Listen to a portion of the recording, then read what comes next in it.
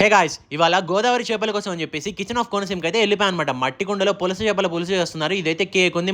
మనోళ్ళు స్విగ్గీ జొమాటోలో ఉంటారు. కరెక్ట్గా వనసలిపురం ఏరియాలో హైదరాబాద్ మొత్తం ఏంటంటే ర్యాపిడో పార్సల్ అయితే ఇచ్చేస్తూ ఉంటారు అనమాట.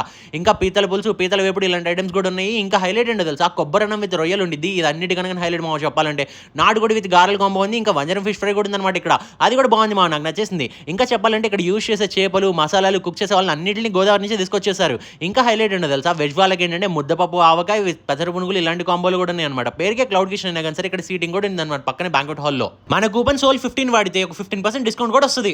I loved మెత్తలు, ఫ్రైడ్ మెత్తలు which are very good. Veg food తింటున్నాను, టేస్ట్ అయితే చాలా బాగుంది.